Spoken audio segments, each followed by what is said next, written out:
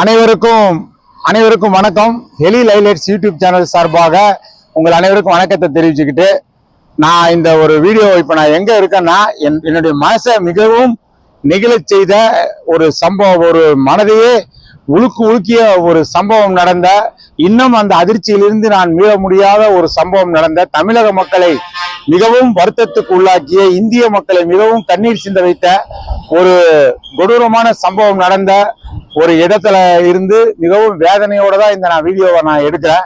இதுவரைக்கும் எடுத்த வீடியோக்கள் எல்லாம் சந்தோஷமா எடுத்தேன். ஆனா இந்த வீடியோ எனக்கு மிக வேதனையாகவும் கண்ணீரோடு இருக்கிறேன். அதாவது ஸ்ரீபெரும்புதூர்ல இளம் தலைவர் ராஜீவ்காந்தி அவர்கள் கொடூரமாக குண்டு தாக்குதலில் கொல்லப்பட்ட அவருடைய நினைவடகத்துல இருந்து தான் நான் பேசிட்டு இருக்கேன். மேல தேசிய கொடி பறந்ததை பாத்தீங்க. இந்த இடத்துலதான் ராஜீவ்காந்தி அவர்கள் பொதுக்கூட்டத்துல கலந்து கொள்ள வரும்போது மனித குண்டு தாக்குதலுக்குள்ளாகி அவர் கொல்லப்பட்டார், மிகவும் கொடூரமாக. இப்பொழுது நினைத்தாலும் எனக்கு வயிறெல்லாம் கலங்கி மிகவும் கண்ணீர் சிந்தி. அவர் இழப்பு ஈடு செய்ய முடியாத ஒரு இழப்பு.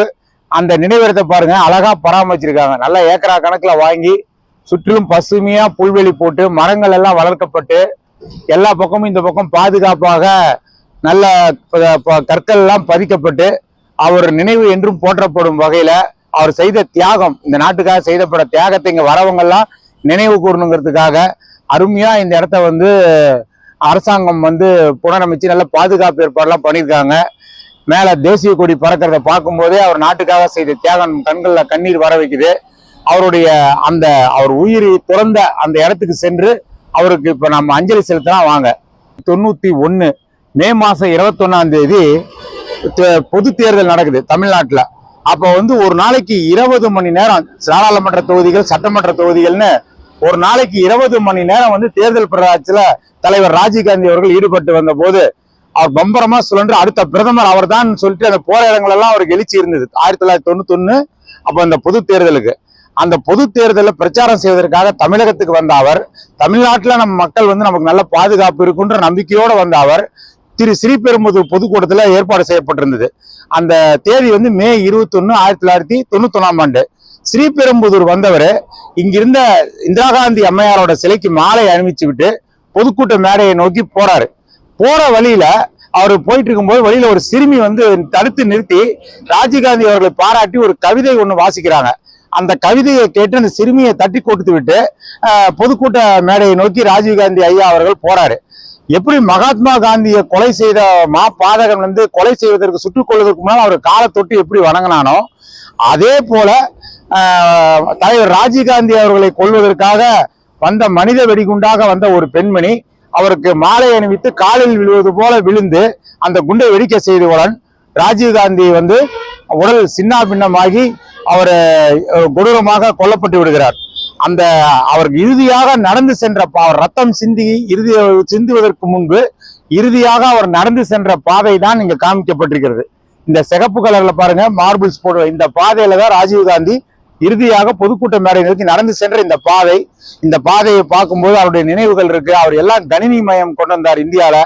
அவர் இந்தியாவில் இன்னைக்கு உயிரோட இருந்திருந்தா இந்தியா இன்னைக்கு மிகப்பெரிய அளவில் பொருளாதார வளர்ச்சி, கம்ப்யூட்டர் மயமாகி தேசம் ஒற்றுமை நல்லா மிகுந்திருக்கும். அவர் உயிர் நீத்த அந்த இடம் தான் பாருங்க, தூரமா தெரியுது. அதை சுற்றிலும் அரணாக 7 தூண்கள் அழகாக வடிவமைக்கப்பட்டு 7 தூண்கள் தான் அதை பாதுகாத்து நிற்கிறது. இந்த இடத்துல ராஜீவ்காந்தி அவர்கள் படுகொலை செய்வதற்கு முன்பாக 2 பேரை அவரை கொலை செய்ய முயற்சி நடந்தது. ஆனா அதெல்லாம் புத்திசாதுரியமாக தடுக்கப்பட்டு விட்டன. ஆனா தமிழகத்துல அவரை நம்பிக்கையோட வந்தாரு. எதிர்பாராத விதமாக அந்த துர்சம்பவம் நம்ம தமிழ்நாட்டில் நடந்தது நமக்கு ஒரு பெரிய ஒரு கருப்பு சின்னமாக ஆகிவிட்டது. ராஜீவ்காந்தி அவர்கள் இறுதியாக ரத்தம் சிந்துவதற்கு தியாகம் செய்வதற்கு முன்பு இறுதியாக அவர் இரவு 10-20 மணிக்கு மே 21 1991 நடந்து சென்ற பாதையை தான் இப்ப நீங்க பார்க்கலாம். அது அப்படியே இந்த பாதையை கொஞ்சம் பாருங்க, அப்படியே இந்த பாதையை ஜூம் பண்ணி காமிக்கிறோம் பாருங்க. அந்த பரிசீல போனா அவருடைய அந்த கடைசியா அவர் கொல்லப்பட்டு அவருடைய உடல் துண்டு துண்டாக சிதறிய அந்த வேதனையான சம்பவம் நடந்தது தான். சுற்றிலும் 7 தூண்கள் அமைக்கப்பட்டிருக்கிறது. மிகவும் ஒரு வருத்தத்துக்குரிய சம்பவம். இப்ப இந்த ராஜீவ்காந்தி நினைவிடத்துல இனி நாடு நல்ல தேசபக்தியோட ஒற்றுமையா நல்ல வரக்கூடிய பிரதமர்கள்லாம் நல்ல முறையில் அமையணும்ட்டு ஒரு மனதார அவரை நான் வணங்கி என்னுடைய கண்ணீர் அஞ்சலிகளை நான் செலுத்துறேன். வீடியோக்களை நான் பதிவு செஞ்சிருக்கிறேன். அதில் ஏற்படாத எனக்கு ஒரு சோகம். இந்த ராஜீவ்காந்தி ஐயா இளம் தலைவர் அவர்கள் கொடூரமாக மனித குண்டால் கொல்லப்பட்ட இந்த இடத்துக்கு வந்தோடனே என்னுடைய கண்ணீர் கலங்குது, கையெல்லாம் நடுங்குது. இந்த இடத்துல தான் அவர் அந்த மே 1991 மே 21 நாங்கள் சேலத்துலலாம் அவர் இறந்த செய்தியை கேள்விப்பட்டோன்னே நைட்டு 10-20 மணிக்கு துடிதுடிச்சு போயிட்டோம். ரொம்ப மனசு சங்கடப்பட்டோம். இன்றைக்கும் அந்த சம்பவம் எங்களால் மறக்க முடியாது. கண்கள் கண்ணீர் வருது. இந்த இடத்துல தான் ராஜீவ்காந்தி ஐயா அவர்கள் மனித வெடிகுண்டால் ஒரு மாலை அணிவித்த பெண் காலில் விழுந்து வணங்கி தானே மனித வெடிகுண்டா அவர் உடம்பெல்லாம் பீஸாக போய் ஐயா மூப்பனார் அவருடைய கால் சூவை வச்சு தான் அவரை ராஜீவ்காந்தி அடையாளம் கண்டாங்கன்றது. அந்த ஒரு நிலைக்கு ஒரு நாட்டுக்கு ஒரு பெரிய தலைவராக இருந்தவர் எவ்வளோ நம்பிக்கையோடு நம்ம தமிழ்நாட்டுக்கு வந்தார். இப்படி ஆயிட்டாருன்னு இப்போ சென்னை அரசு பொது மருத்துவமனையில் எத்தனையோ பேரை போஸ்ட்மார்ட்டம் பண்ணியிருக்காங்க. எத்தனையோ போஸ்ட்மார்ட்டம் இருந்திருக்கு. ஆனால் அந்த போஸ்ட்மார்ட்டம் அறையில் ராஜீவ்காந்தி அவரோட உடல் இருக்குன்னு யாராவது நினைச்சு பார்த்துருப்போமா? அந்த சென்னை போஸ்ட்மார்ட்டம் அறையில் 2 மணி நேரங்கள் ராஜீவ்காந்தி உடல் அங்கே வைக்கப்பட்டிருந்தது. அதுக்கப்புறம் இப்போ அந்த சென்னை பொது மருத்துவமனைக்கு ராஜீவ்காந்தி பொது மருத்துவமனைன்னு அதுக்கு பெயர் சூட்டப்பட்டு விட்டது. அவர் நினைவாக பெயர் சூட்டப்பட்டு விட்டது. இங்கே இருந்ததான் அப்புறம் டெல்லி சென்று அவருடைய உடல் இறுதி சடங்குகள்லாம் நடைபெற்றது. அவருடைய இந்த உருவத்தை பாருங்க, புடைப்பு சிற்பத்தை பாருங்க. அந்த கல் அங்கதான் நின்று இருக்காரு. அந்த பாதையில தான் நடந்து வந்திருக்காரு. இறுதியா பொதுக்கூட்ட பாதை, அந்த பாதையில தான் நடந்து இந்த இடத்துல இங்க வரும்போது தான் அவருக்கு இந்த மே 21 இரவு 10:20 மணி சரியா 1991 தேர்தல் பிரச்சார சமயத்துல மனித வெடிகுண்டால் இறக்கப்பட்டாரு. அவருடைய இழப்பை இன்னும் யாராலும் ஈடு செய்ய முடியல. அவர் மிக சிறந்த தலைவர். இந்தியாவை பத்தி ஒரு தீர்க்க தரிசனத்தோட, இந்தியாவை ஒரு வல்லரசாக்கிறனோட நல்ல திட்டங்களோட இருந்தவர். நல்ல துடிப்பா இருந்தாரு. நல்ல ஒரு சேலத்துக்கெல்லாம் நிறைய தடவை வந்திருக்காரு. அவரை நான் நேரில் பார்த்துருக்குறேன். இந்த மாதிரி அவருடைய ஒரு இடத்துக்கு அவரை பற்றி பேச வேண்டியிருக்குன்னு நினைக்கும் போது இதாக இருக்குது.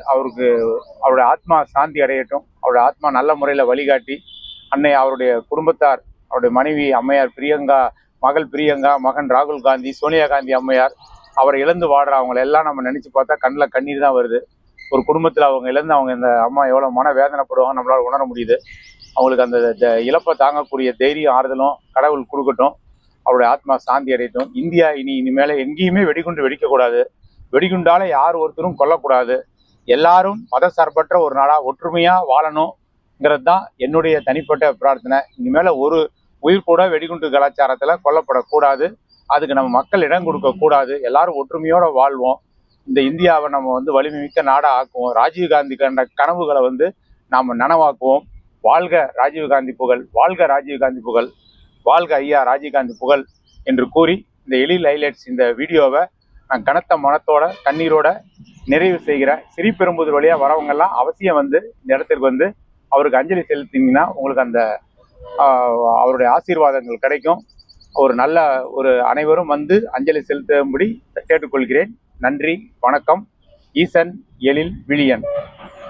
இதுவரைக்கும் இந்த சேனலை சப்ஸ்கிரைப் பண்ணாதவங்க வீடியோ கீழே இருக்கிற சப்ஸ்கிரைப் பட்டனை ஒரு தடவை அழுத்தி சப்ஸ்கிரைப் பண்ணுங்கள். அப்படியே பக்கத்தில் இருக்கிற பெல் ஐக்கானையும் ப்ரெஸ் பண்ணுங்கள். அப்போ தான் எங்களுடைய அடுத்தடுத்த வீடியோக்களோட நோட்டிஃபிகேஷன் உங்களுக்கு கிடைக்கும்.